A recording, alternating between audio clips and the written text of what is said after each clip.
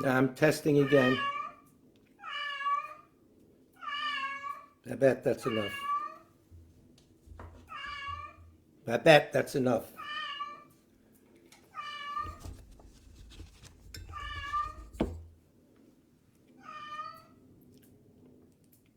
Seems to stretch the picture again, more portrait. I don't know what to do. Very strange. Right, we'll be on at 7 o'clock, guys, early birds. So, Darren, this is the situation. I can't change it. I'll shrink it and bring it back. See if that helps. And now I'll bring it back. That didn't help. Ay, ay, ay. You can't win.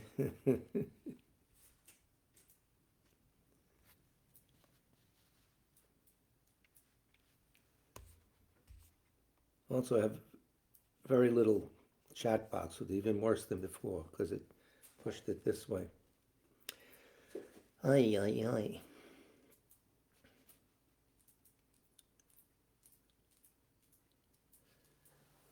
I had a piece of chocolate, now some espresso, all this stuff no good for you, but l'chaim.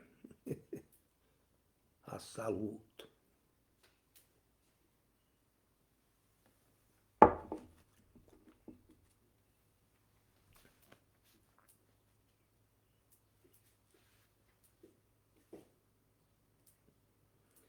Early birds will come on in 45 seconds. Night birds, I'll call you at 2 in the morning.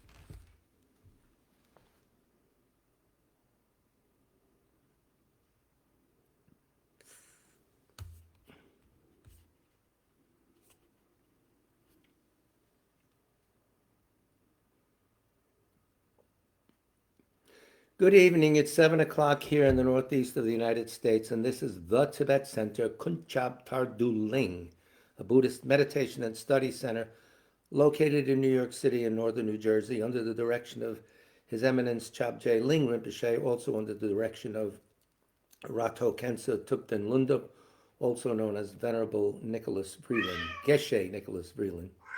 And that's a real cat in the background, and I will have to silence it by throwing things at it. No, I won't. This is our twice weekly presentations of the Buddha Dharma, specifically Lamrim Chenmo, Stages on the Path to Enlightenment, completed, I think, in 1402, something by Lama Tsong-kha-pa. If you have problems with the picture, now the picture is portrait rather than landscape, as I can't get out of that. I'll have to find out from Facebook what to do about it. It just slipped into it that way. The sound or anything else, text me or text Mr. Smith. All the prayers we say are on the website. In the FAQ section, scroll down to prayers. So we'll have 2 parts to the class tonight. If you want to tag it, it's Awakening Wisdom, a Nyingma Lama. Gradual basic stuff, Pema Wangal Rinpoche, son of Kanjo Rinpoche. And the second part will be chapter 15 of the Lamrim Chenmo. We're in the Insight section. So you could tag it with Awakening Wisdom and Lamrim Chenmo, volume 3, chapter 15. Enough already. We'll start with the prayers. Prayer for the spread of the teachings. By the force of the blessings of the non-fallacious 3 precious gems and of the truth of our pure selfless wishes, may the precious Buddhist teaching flourish and spread to the expanse of all areas throughout the length and breadth of the West, for all the people living here, together with their near ones who have engaged in the teachings and have faith and respect for them. May all conditions adverse to their practice of the pure Dharma be dispelled, and an excellent collection of favorable conditions increase like the waxing moon. And especially for those who work on methods to accomplish the flourishing and spreading of the victorious one's teachings, which are the source of benefit and happiness, may they never be oppressed by masses of interference and adverse conditions, and may this spontaneously happen just as we have hoped and wished. Before we say the Heart Sutra, I'd want to also mention that a friend of ours, a friend of the Tibet Center, Lobsang Sherab, has passed away suddenly, 53 years old. He's an ex-monk and childhood friend of our brother Tenzin Chilrab. He used to run the Tibet kitchen, and whenever we went there to get food, because we were on 31st Street, and they were on 32nd, we would say it's for Rinpoche, and it was actually. So he'd load it up and never charge Rinpoche for anything. Really nice guy. Heart Sutra. Thus have I heard once. The Blessed One was dwelling in the royal domain of the Vulture Peak Mountain, together with a big gathering of great monks and great bodhisattvas. At that time, the Blessed One entered the samadhi which examines the dharmas, called profound illumination. And at the same time, noble Avalokiteshvara, the bodhisattva, mahasattva, looking at the profound practice of transcendent knowledge, saw the five skandhas in their natural emptiness. Then, through the inspiration of the Buddha, Venerable Shariputra said to Avalokiteshvara, how should those noble ones learn who wish to follow the profound practice of transcendent knowledge? And Avalokiteshvara answered, Venerable Shariputra, whoever wishes to follow the profound practice of transcendent knowledge should look at it like this, seeing the five skandhas in their natural emptiness. Form is empty, emptiness itself is form, emptiness is not separate from form, form is not separate from emptiness. In the same way, feeling, discriminating awareness, compositional factors, and consciousness are empty. Thus all the dharmas are empty and have no characteristics. They are unborn and unceasing. They are not impure or pure. They neither decrease nor increase. Therefore, since there is emptiness, there is no form, no feeling, no discriminating awareness, no compositional factors, no consciousness, no eye, no ear, no nose, no tongue, no body, no mind, no appearance, no sound, no smell, no taste, no sensation, no objects of mind, no quality of sight, no quality of hearing, no quality of smelling, no quality of tasting, no quality of sensing, no quality of thought, no quality of mind consciousness.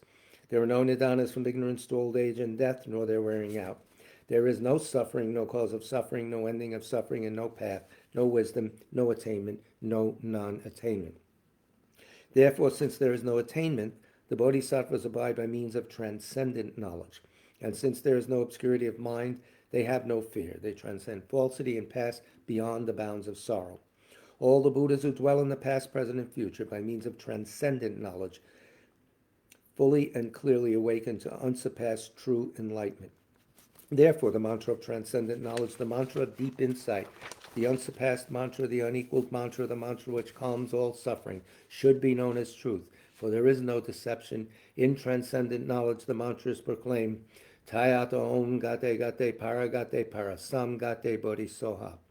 O Shariputra, this is how a bodhisattva, mahasattva, should learn profound transcendent knowledge. Then the Blessed One arose from that samadhi and praised the bodhisattva, mahasattva, Avalokiteshvara, saying, Good, good, O son of noble family, profound, transcendent knowledge should be practiced just as you have taught, and the Tathagatas will rejoice.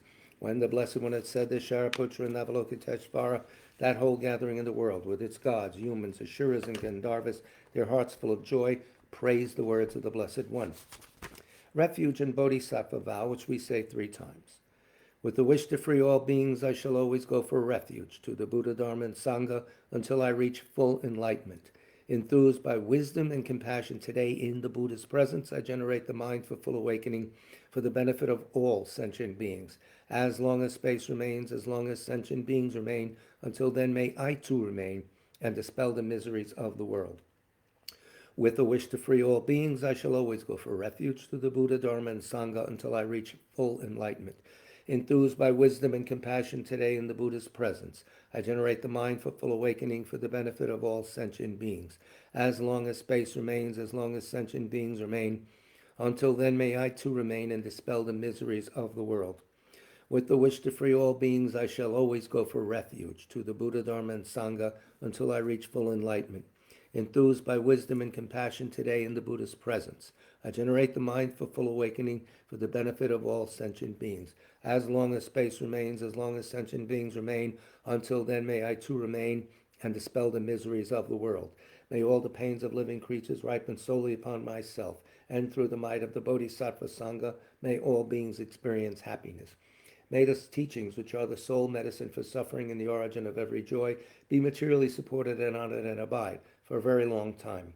I prostrate to Manjagosha, through whose kindness wholesome minds ensue, and I prostrate to my spiritual masters, through whose kindness I develop.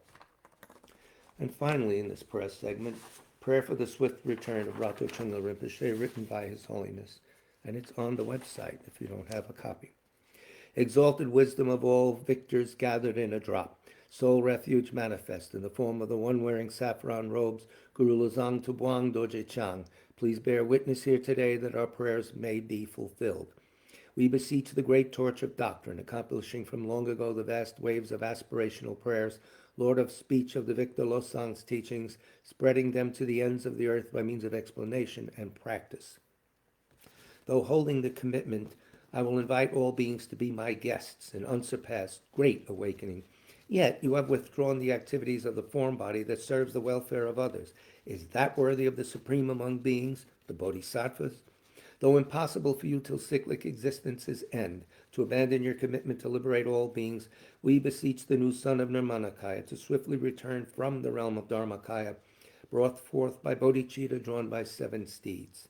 Having reached the far limits of scholarship, religious life, and goodness, please come swiftly as an unrivaled supreme emanation, full holder of the sage's teachings and wish-fulfilling jewel. Return as the glory of Lozang Tente. Magnificent truth of the 3 precious jewels, Mahakala, Karma Yaman, Sri Mata Devi, and the ocean of Dharma protectors, may you spontaneously fulfill our wish, the swift blossoming of the reincarnation's fresh moon-like face. So, please ignore my cat. The Siamese is getting active. It's getting dark. That be quiet. Thank you. So, as advertised, it's a book called Awakening Wisdom. This is Pema Wangyal Rinpoche. He was born a year after me. He's 1 year younger than me. He's the son of Kanjo Rinpoche, the first teacher of Matthew Ricard. In fact, Matthew Ricard and he were friends from an early age. And Matthew Ricard highly recommends this text. I like it a lot. I like Kanjo Rinpoche. His 3 gurus, by the way, are Kanjo Rinpoche, Dilgo Chensei Rinpoche, and Dujam Rinpoche, the big heavy hitters of our time, our era. Recently past era, I don't know. Very good teachers, very practical, very compassionate, and easy to understand, right up my alley. So I'll read from certain selections here, nothing too heavy, because if you're a beginning Buddhist, this could help you. You could understand something about the taste of Buddhism. He emphasizes it's from a tantric point of view, because here and there he drops hints about energy, subtle minds, ground consciousness, things like that. Maybe not so much tonight, but if we may dip into this book in the future, you'll see what I mean. But anyway, here's his preamble. If we each aimed for the best in us, wouldn't that be the most certain way to make the world better? But we are so taken up by everyday life that it prevents us from getting to know ourselves. I would like to thank those who are going to take the time, by reading and practicing, to look inside themselves. I would like to encourage them to watch the nature of their minds with the intention of helping others as much as themselves. That's what he's all about. He continues, our lifespan is limited, and time is necessarily precious. Life continues for as long as the vital energies in our body are in balance.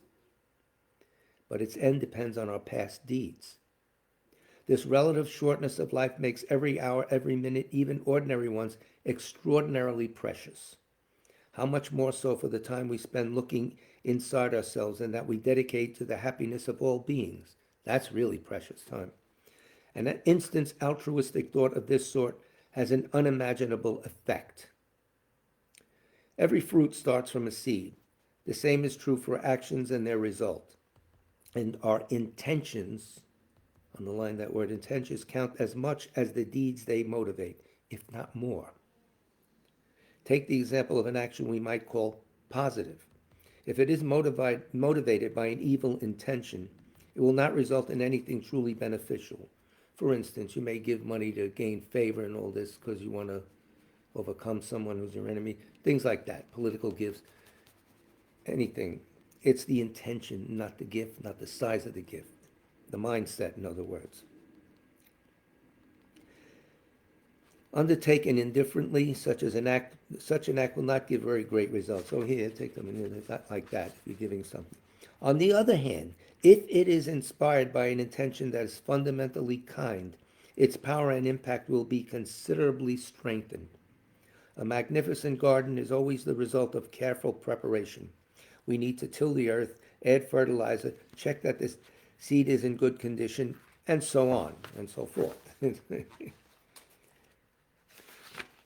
In the same way, if we prepare our spiritual practice by opening ourselves to all beings, we will naturally reap happy results.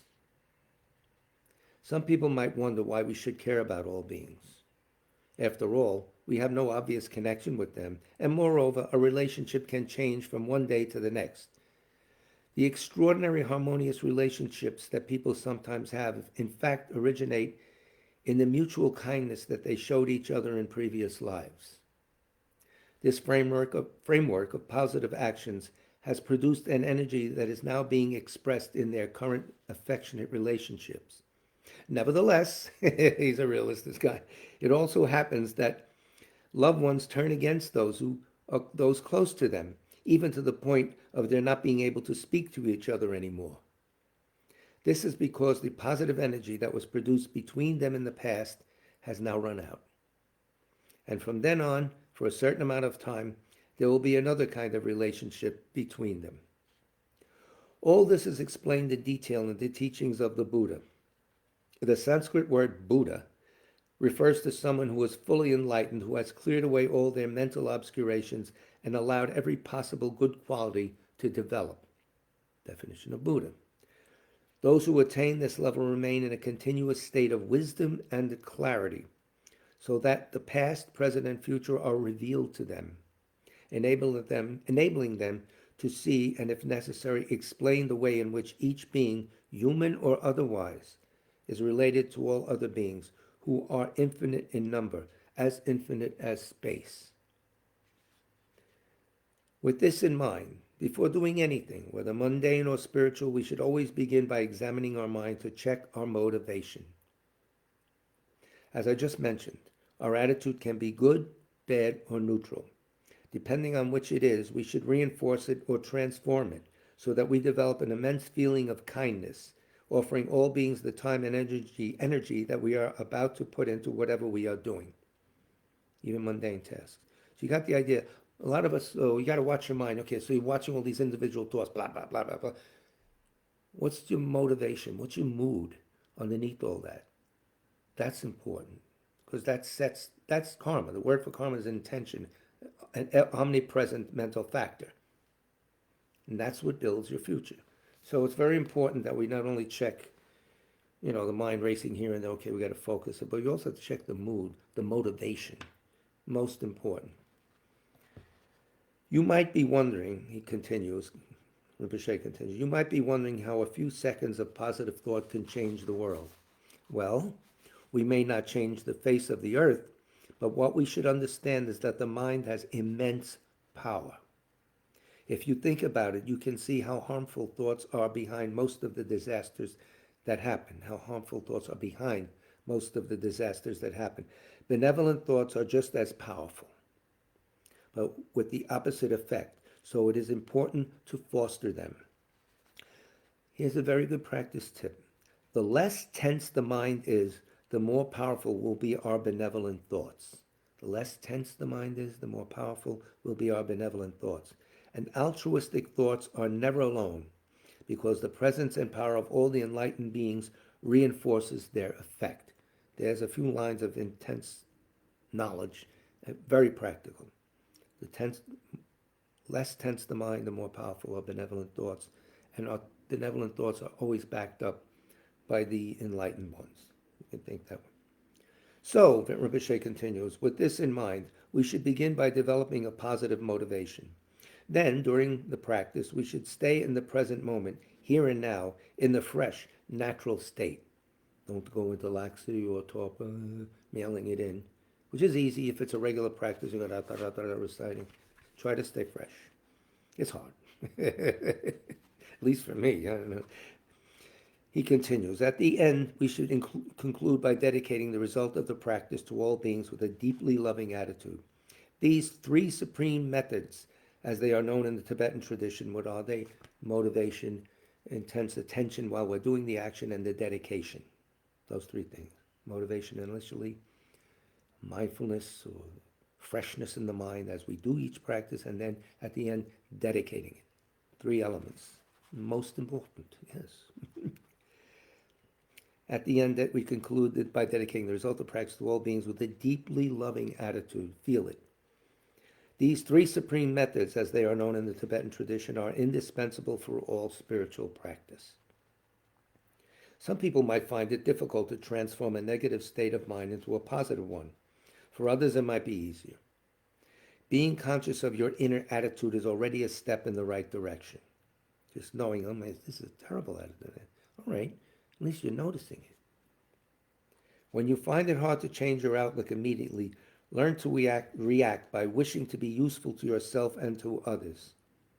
Such a thought will leave an imprint on the ground consciousness. Now, he doesn't mean alaya vijnana particularly. He means the most subtle layer of mind. They sometimes use the word alaya for that because it's the Nyingma system, but ground consciousness, which will later make it easier to give rise to a positive attitude. That's where all our karma, the latencies that we create by our actions, reside. And then when they meet conditions, they come up. So that's what he's saying. To understand the importance that the teachings accord to having the right motivation, you need only ask yourself whether it is the body that governs the mind or the other way around. Simple. Most of the time, our mind is behind our actions. Our mental attitude has the key role. If we plant the seed of a medicinal herb, it will surely grow into a medicinal plant. On the other hand, a poisonous plant can only produce poisonous fruit. Once we have established the positive attitude, the crucial point during the meditation is to be in the present moment, here and now. Where else are you going to be? Right? The 2 days you can't do anything. Yesterday and tomorrow. Today. Mind and body should stay in the same place, Rinpoche continues. That might seem obvious. But unless we carefully watch our mind, it is often difficult to know where it is. The mind wanders all over the place, lingering over memories or shooting off into the future. Your imagined future, guys. Being present means bringing the mind back to where the body is and concentrating on what we are doing. For this, we should not forcefully constrain the mind, nor should we allow it to do whatever it wants. It is simply a question of leaving it in the present moment, here and now. And that is a technique that has to be developed like any other skill. But that's the simple blueprint. He continues, at the end, the practice concludes with the altruistic thought, may this action become an inexhaustible source of beneficial results, peace and happiness for everyone. All, big word. The result of actions that have been sealed in this way will never get lost. Their energy will be shared with all the beings in the universe. Just as a drop of water that falls into the ocean will last until the ocean runs dry, a kind wish invested in the universal bank of positive aspirations. The universal bank of positive aspirations. I like it. I'm going to put a deposit there. It will never be spent. Dedicating an action in this way increases its power and produces significant results. These three supreme methods are not limited to spiritual practice. We can also apply them to our daily activities, even ones that seem to us quite insignificant. Buying things, helping, cleaning the house, all that. With the attitude, may this benefit beings, may this improve my mind, benefits, things like that. So what else? What time do we have? We have some time. I'm going to skip to page 19, reflecting on 4 topics that lead the mind to seek freedom. Or the 4 thoughts that turn the mind. You'll sometimes hear that in the Sakya traditions, 4 meditations that turn the mind. It's universal. I think it comes from way back in the Buddha's time. So all the schools have it. That you need to be quiet so I can concentrate it. Yeah, play with the pen. You got to be a diplomat when you deal with cats. So this is page 19, reflecting on the four topics that lead the mind to seek freedom. According to the tradition, once we have opened our minds with the above exercises, we start reflecting on the four topics that enable the mind to find its intrinsic freedom. It's there already. We have to find it. He continues, these reflections deal with daily realities that we generally avoid or suppress for fear of the upsetting questions that might arise. The Buddhist tradition considers that it is better to look straight at these realities and use them to help us go as far as possible in our inner spiritual search. Nothing swept under the rug, nothing ignored. These topics are presented briefly here. Some of them will be discussed further in later chapters. First topic. The Buddha and our teachers have taught that compared to other forms of life, human life is especially valuable. It is termed a precious human life when the person enjoys the freedom and advantages indispensable for attaining ultimate freedom. 10 leisures and 8 endowments, something like that, or 8 and 10. The situation we are all in now. For attaining ultimate freedom for oneself and for the benefit of all beings. In other states of existence, the sufferings that result from beings' past actions prevent them from progressing spiritually. Hell realms, hungry ghosts, animals that are suddenly always on the run. And then the suffering of the God realms, where you think, suffering and change, that's all they have. So, the second topic, this precious human life, despite having the freedoms and advantages, is ephemeral. It doesn't last. Its length is necessarily limited, and it is impossible to know when death will come. The great master Dilgo Chensei Rinpoche has said, and this is interesting, I think we had this before in a different context. So it's Dilgo Chensei's quote, that's one of his gurus. May we feel how much human beings resemble a flock of birds that find themselves all together one evening at the top of a tree, but which at daybreak take to the air and scatter. Everything will dissolve and be destroyed. Like an unfired earthen container into which water is poured. When we are aware that death is not only a certainty, but also that it will arrive without warning, we will understand how urgent it is to practice the spiritual path. It is mad to think that we will have the time to practice later. Let us not waste time. All the activities of this life are futile. Think of the saying, activities like children's games never stop. That's their nature. They stop when we give them up. So we have to actively give it up. Third topic concerns the need to know the nature of actions and their effects in order to understand the importance of constant mindfulness, karma and its effects. In this context, the word action covers every kind of action, whether physical, verbal, or mental. Each action has a reaction. A happy reaction in case of an altruistic act, and a painful one in the case of a negative act. That's given, that's the law of cause and effect. You can't repeal it. Nobody wants to suffer. The solution is to give up doing things that will produce suffering and to try to do things that will bring positive results. The fourth topic we need to reflect upon concerns the experiences that result from our actions. Our past actions determine not only the different spheres in which phenomena manifest, but also our perceptions in this present life and the lives that follow. In this life, some events or phenomena are perceived as positive, others as negative. The former are the results of positive action, while the unpleasant circumstances come from negative actions. Don't blame anyone. We wrote the script. That's one of the truisms of Buddhism. You put yourself here. You're playing the hand you dealt yourself in the past. Put it that way.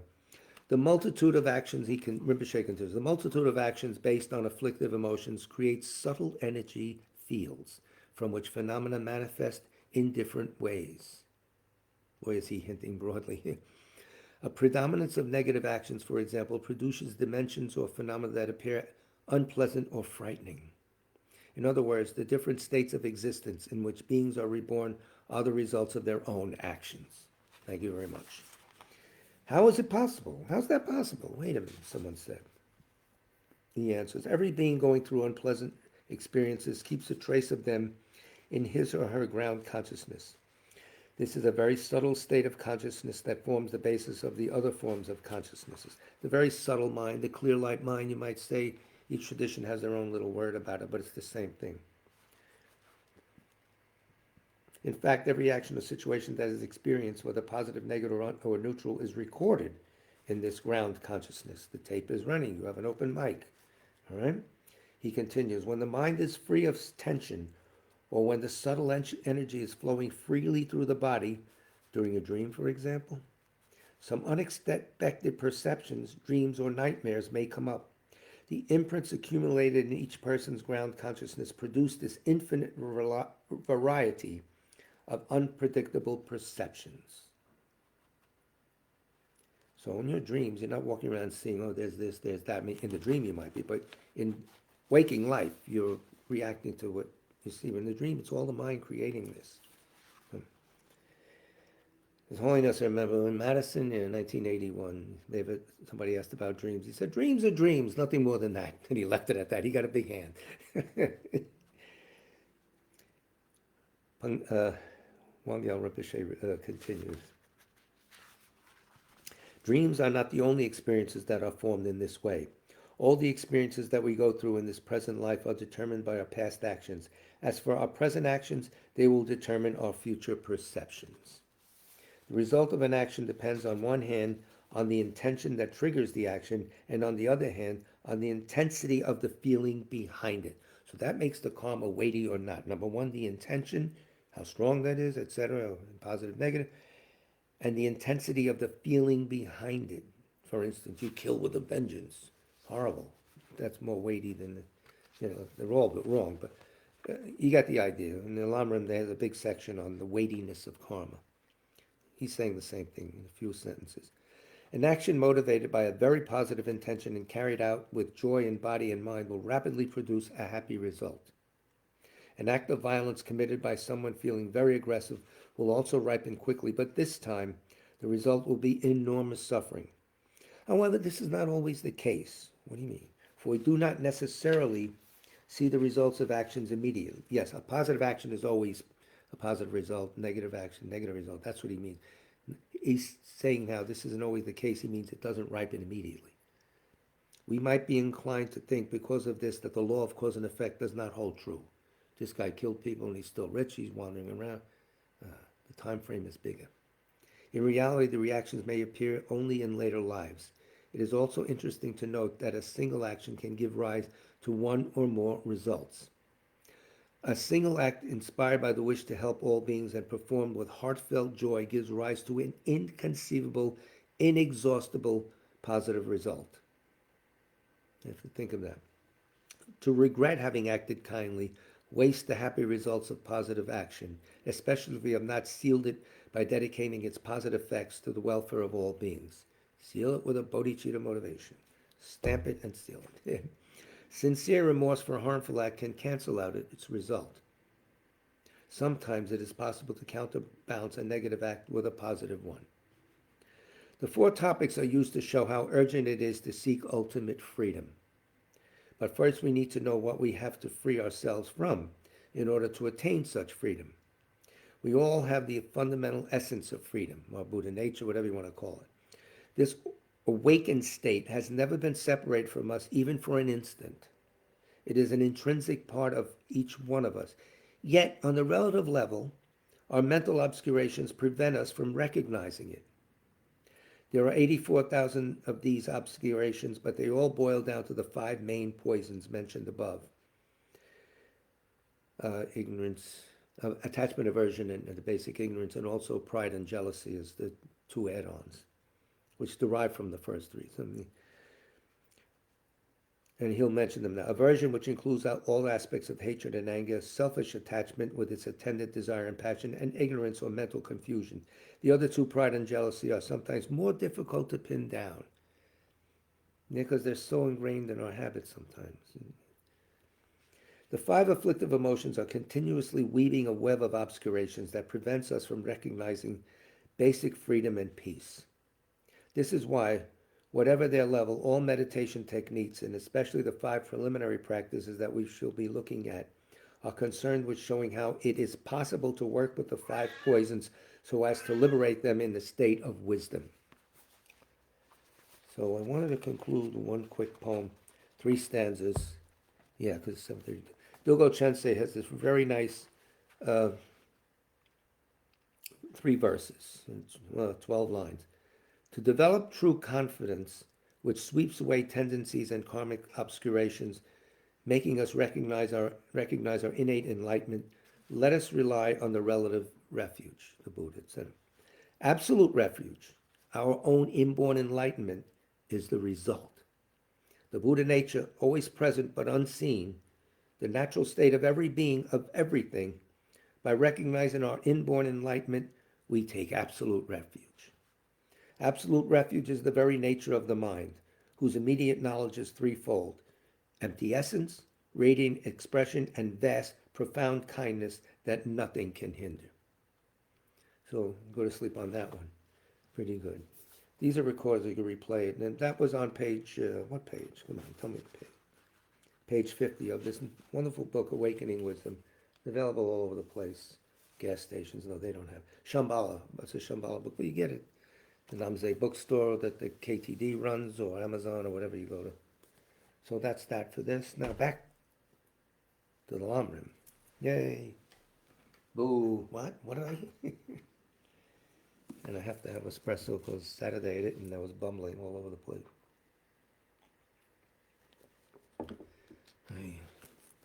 Nice getting old. So I'm going to pick it up, if you have the text, on page 189. And you're going through the thing about the tetralemma, not from self, not from others, not from both, or not from nothing, the things arise, blah, blah, blah. And there's the big argument back and forth about that. And the main point is that they're talking about intrinsic existence operating this way, not mere existence. So I'll pick it up on the next to the last paragraph on page 189, volume 3, if you guys got it. Not listen in. Suppose you refute the tetralemma, those four-part argument, without affixing any such qualification. It doesn't say... you don't use ultimate or inherently. You just say not from self, not from others. It's supposed to be not from inherent self or essential self, not from inherent others, things like that. That's the way it should be read. Suppose that you refute the tetralemma without affixing any such qualification. I gave the cat a little toy. It's too much, I'm telling you. She's very ill, that's why. She's just very old, so, but she's got good pipes.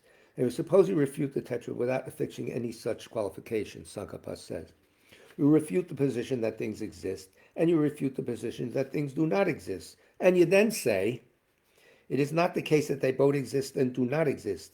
If you now continue with the refutation saying, it is also not the case that they are neither existent nor non-existent, then you explicitly contradict your own position. What are you talking about?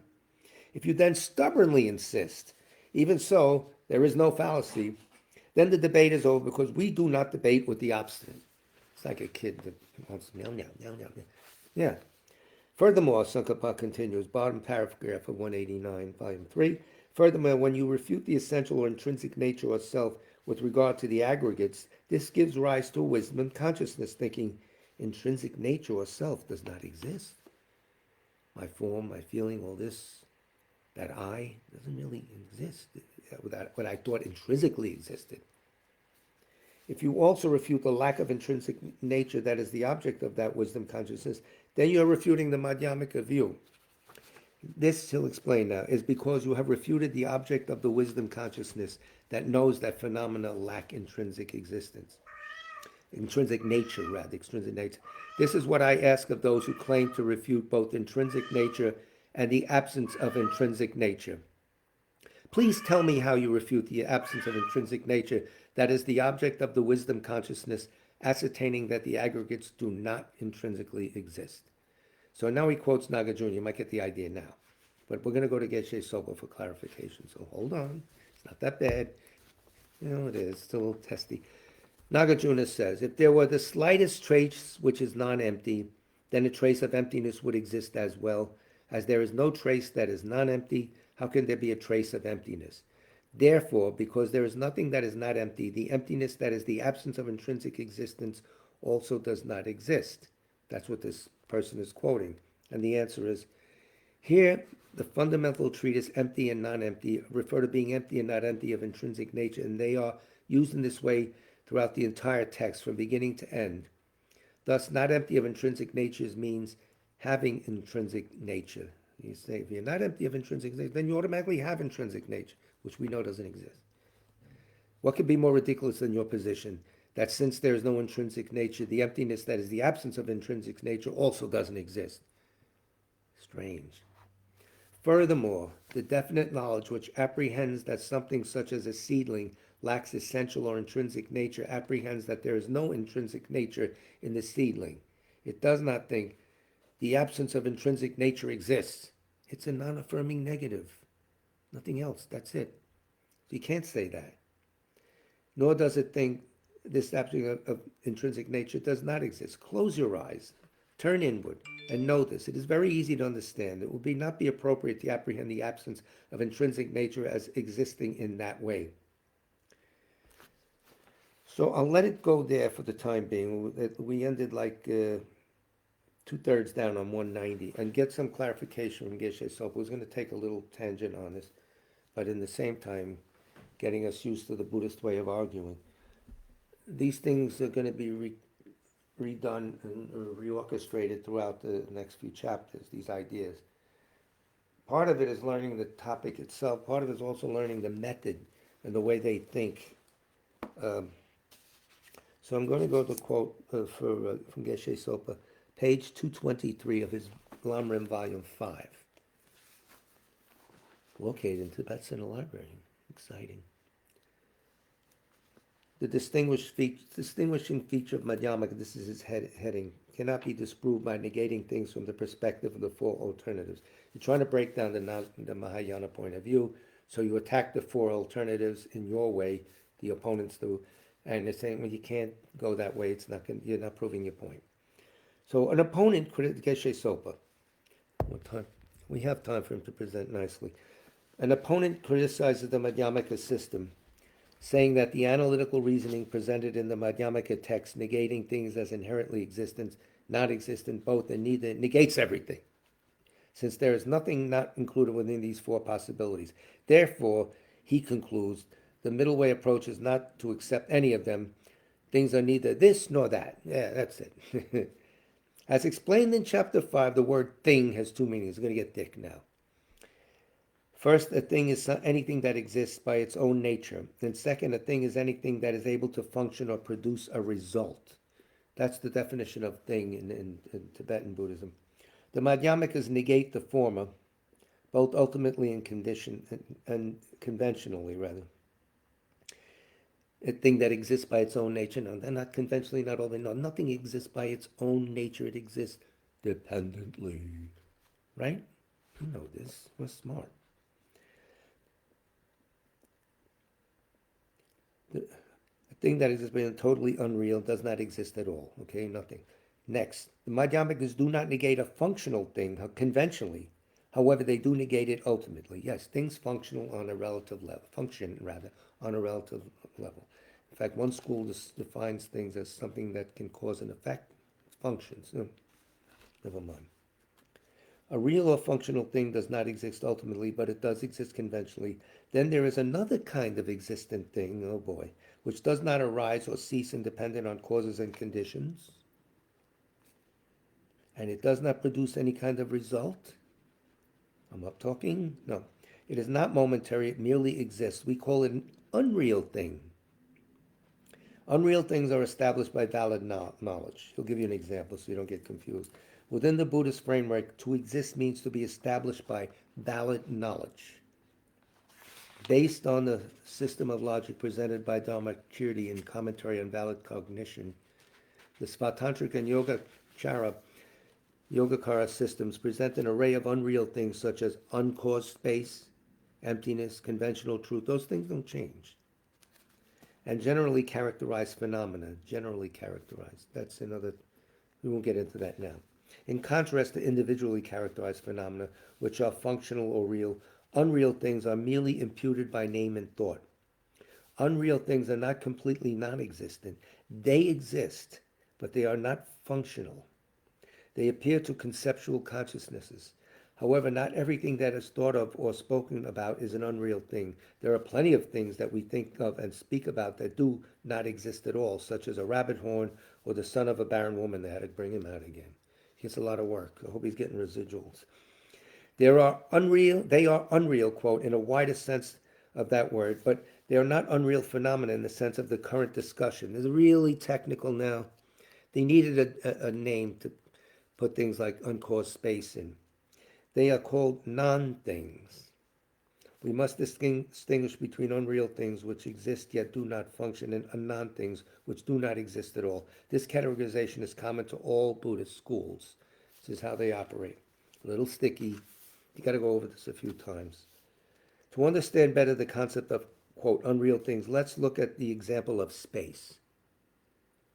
First, we should understand that space is different from the element of space. Two different things.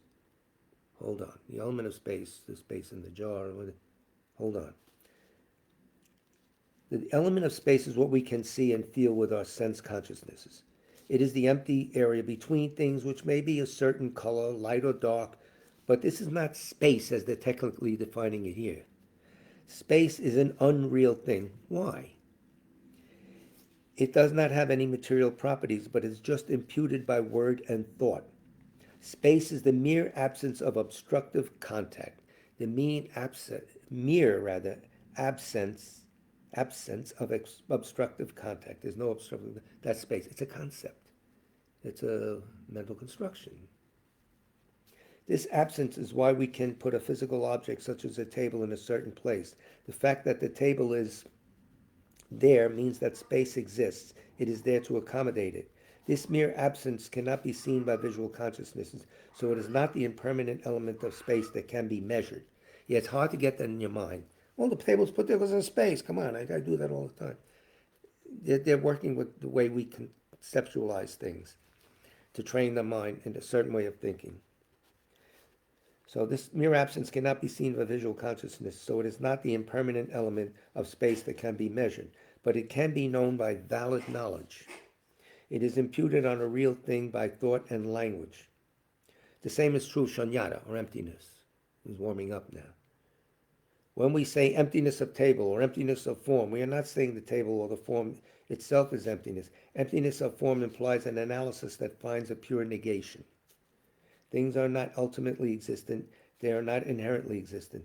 This mere negation cannot be touched or seen by the senses. Also, it cannot be created. We can say that the table is empty of inherent existence. This is the mere absence of an inherent nature. This lack of inherent existence is not created by anybody. We cannot say that the table was inherently existent before and then later, owing to certain causes and conditions, or owing to certain logical refutations, it became non-inherently existent. No. See? The table is empty of inherent existence from the very beginning, as we are. This non-inherent existence is noble and understandable. However, this kind of uncaused phenomena is permanent and non-functional. It does not change. It has always been there and will always be there forever. According to Buddhist logic and epistemology, there are so many uncaused things, more than all the real functional things existing at any time and place. For example, this table is a single functional thing. Based on this table, valid knowing can understand so many unreal things. When we examine it to see whether it is inherently existent, we find it not inherently existent. If we ask whether this table is an elephant, we find it empty of being an elephant, unless you've been drinking heavily. So this table is non-elephant. Oh yeah, I got some non-elephants for sale, and they have 4 legs. Never mind. Jokes aside. Nobody caused this table to be a non-elephant. Don't laugh. This is the way the logic works. Even before the table was made, it was empty of being an elephant. Now you can see how there are many more uncaused phenomena, unreal things, that there Then there are functional things. It is important to understand what is an unreal thing and in what sense it is non-functional. We must also understand the difference between an unreal thing and a non-thing, like a rabbit horn. Unless the rabbit owns a saxophone, never mind. We cannot establish rabbit horns by any means of valid knowledge because they do not exist at all. However, we can logically prove various negations. This table is non-human, it is a non-elephant, it is not inherently existent. We can understand these by valid knowledge. This is the way their debates go. This is the way they frame things. Get used to it. Otherwise, you're totally lost. I'm totally lost. I'm getting used to it now, but it's a rough one. It is not correct to hold that uncaused, unreal things are inherently existent. Unreal things are not inherently existent in just the same way that real things are not inherently existent. Yet they exist as non-functioning phenomena. We have to negate all four extremes, existence, non-existence, both and not neither, with respect to both real and unreal things. The style of negation here is to apply qualifications inherently to existence, to non-existence, to both and to neither, and then negate all four possibilities with respect to both real things and unreal things. If we negate these four without applying the qualification inherently, we contradict ourselves. So that's leaning one way to get the light better. Great getting old, ain't it? It is illogical to flatly deny that things are existent, non-existent, both and neither. Yeah, you can't. First, when we say a thing is not existent and then negate its opposite by saying it is not non-existent, there's a contradiction. All right? Next, when we say it is not both and then negate that by saying not both, the second assertion is equivalent to saying it is both, which directly contradicts the first assertions. Yeah, not Frankie is Frankie, He's not Frankie. That means he is Frank. They used to fool around with this with Eric Dulva. You're not Eric. He's, oh, you're not. You get all excited. We had nothing to do in those days. We had free time. However, we can say that things are not existent by their own nature and are not non-existent by their own nature. Let me sneak that in. The difference occurs in applying the qualification inherently or by its own nature. By the way, they're synonymous in the Prasangika school. With this qualification, we can negate all the possibilities without any problems. What we are negating is the qualification inherently. That's what we're going after. Without the qualification, existent and non-existent are mutually exclusive. Right. Why would you even mean? Without that qualification, existent and non-existent are mutually exclusive. If you reject one, then you must assert the other, and vice versa. Similarly, if you negate both existent and non-existent, then you must accept neither existent nor non-existent. If you negate neither, then you must accept both. It is completely contradictory to flatly say not existent, not non-existent, not both, and not neither. Neither, of course. Despite contradicting themselves like this, the opponents declare, even so, there's no fault. They must be working for Russian publicity. This is a crazy way of talking. The Madhyamikas do not want to debate with crazy people. This is Tsong-kha-pa's summary of Chandrakirti's points. Yeshe Sopa didn't fool around. He came down hard. He didn't fool around. It's good for him. So for whom will we pray? Of course, Lobsang Sharab.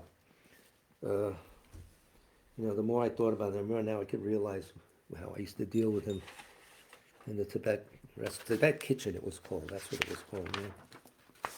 So who else is on the board here?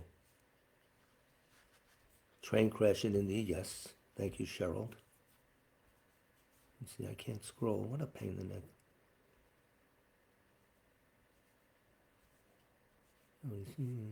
Radha's alive. Good. Good evening, everyone. Okay, good. So whoever else you wish to pray for. There's war breaking out again more heavily now in Ukraine, Darfur. We can go on. Anyway, I prostrate to the Omniscient One. Thus the Buddha, Bhagavat Tathagata, Arahat Samnak Yak Sam Buddha, the learned and virtuous one, the Sugata, the knower of the world, the charioteer and tamer of beings, the unsurpassable one, the teacher of devas and humans, is the Buddha Bhagavat. The Tathagata is in accord with all merit. He does not waste the roots of virtue. He is completely ornamented with all patience. He is the basis of the treasures of merit. He is adorned with the minor marks. He blossoms with the flowers of the major marks. His activity is timely and appropriate. Seeing him he is without disharmony. He brings true joy to those who long with faith. His knowledge cannot be overpowered. His strengths cannot be challenged. He is the teacher of all sentient beings. He is the father of bodhisattvas. He is the king of noble ones. He is the guide of those who journey to the city of nirvana. He possesses immeasurable wisdom. He possesses inconceivable confidence. His speech is completely pure. His melody is pleasing. One never has enough of seeing him. His form is incomparable. He's not stained by the realm of desire. He's not stained by the realm of form. He's not affected by the formless realm. He is completely liberated from suffering. He is completely and utterly liberated from the skandhas. He is not possessed with dhatus. His ayatanas are controlled. He has completely cut the knots. He is completely liberated from extreme torment. He is liberated from craving. He has crossed over the river. He is perfected in all the wisdoms. He abides in the wisdom of the Buddha Bhagavats who arise in the past, present, and future. He does not abide in nirvana. He abides in the ultimate perfection. He dwells on the bhumi where he sees all sentient beings. All these are the perfect virtues of the greatness of the Buddha Bhagavat. The Holy Dharma is good at the beginning, good in the middle, and good at the end. Its meaning is excellent. Its words are excellent. It is uncorrupted. It is completely perfect and completely pure. It completely purifies. The Bhagavat teaches the Dharma well. It brings complete vision. It is free from sickness. It is always timely. It directs one further. Seeing it fulfills one's purpose. It brings discriminating insight for the wise. The Dharma, which is taught by the Bhagavat, is revealed properly in the Vinaya. It is renunciation. It causes one to arrive at perfect enlightenment. It is without contradiction. It is pithy. It is trustworthy and puts an end to the journey. As for the Sangha of the great Jnana, they enter completely, they enter insightfully, they enter straightforwardly, they enter harmoniously. They are worthy of veneration with joined palms. They are worthy of receiving prostration. They are a field of glorious merit. They are completely capable of receiving all gifts. They are an object of generosity. They are a great object of complete generosity. The protector who possesses great kindness, the omniscient teacher, the basis of oceans of merit and virtue, I prostrate to the Tathagata. Pure, the cause of freedom from passion. Virtuous, liberating from the lower realms. This alone is the supreme ultimate truth. I prostrate to the Dharma, which is peace. Having been liberated, they show the path to liberation. They are fully dedicated to the disciplines. They are a holy field of merit and possess virtue. I prostrate to the Sangha. I prostrate to the Buddha, the leader. I prostrate to the Dharma, the protector. I prostrate to the Sangha, the community. I prostrate respectfully and always to these three. The Buddha's virtues are inconceivable. The Dharma's virtues are inconceivable. The Sangha's virtues are inconceivable. Having faith in these inconceivables, therefore the fruitions are inconceivable. May they be born in a completely pure realm. And now, as a further cause for the swift return of Rata Chungla Rinpoche, His Holiness Dalai Lama recommends that we say the prayer for the flourishing of Je Tsong-kha-pa's teachings. By the way, if anyone missed His Holiness's Saturday night teaching on Bodhicitta and the Bodhisattva vow, 8 verses of mind and the Bodhisattva vow, rather, it's on the archive. Go to it, get it. It's very good. Prayer for the flourishing of Je Tsong-kha-pa's teachings is on the website, as are all our prayers. Though he's the father, producer of all conquerors, as a conqueror's son, he produced the thought of upholding the conqueror's Dharma in infinite world. Through this truth, may the conqueror Losang's teachings flourish. When of yore in the presence of Buddha Indraketu, he made his vow, the conqueror and his offspring praised his powerful courage. Through this truth, may the conqueror Losang's teachings flourish. That the lineage of pure view and conduct might spread, he offered a white crystal rosary to the sage, who gave him a conch and prophesied. Through this truth, may the conqueror Losang's teachings flourish. His pure view free of eternity or destruction, his pure meditation cleansed of dark fading and fog, his pure conduct practiced according to the conqueror's orders, may the conqueror Losang's teachings flourish. Learn, since he extensively sought out learning, reverent, rightly applying it to himself, good, dedicating for beings and the doctrine, may the conqueror Losang's teachings flourish. Through being sure that all scriptures, definitive and interpretive, were without contradiction, advice for one person's practice, he stopped all misconduct. May the conqueror Losang's teachings flourish. Listening to explanations of the 3 Pitakas, realized teachings, practice of the 3 trainings, his skilled and accomplished life story is amazing. May the conqueror Losang's teachings flourish. Outwardly calmed and subdued by the hearer's conduct, inwardly trusting in the 2 stages practice, he allied without clash the good paths of Sutra and Tantra. May the Karkot Losang's teachings flourish. Combining voidness explained as the causal vehicle with great bliss achieved by method, the effect vehicle, heart essence of 80,000 Dharma bundles, may the Karkot Losang's teachings flourish. By the power of the ocean of oath-bound doctrine protectors, like the main guardians of the three beings' paths, the quick-acting Lord Vaishvaravana Karma Yama, may the Karkot Losang's teachings flourish. In short, by the lasting of glorious gurus' lives, by the earth being full of good learned reverend holders of the teaching, and by the increase of power of its patrons, may the Karkot Losang's teachings flourish. And now 8 verses on training the mind.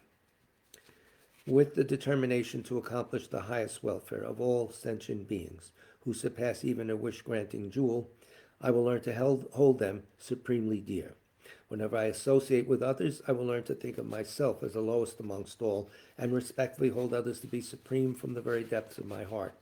In all actions, I will learn to search into my mind, and as soon as a disturbing emotion arises, endangering myself and others, I will firmly face and avert it.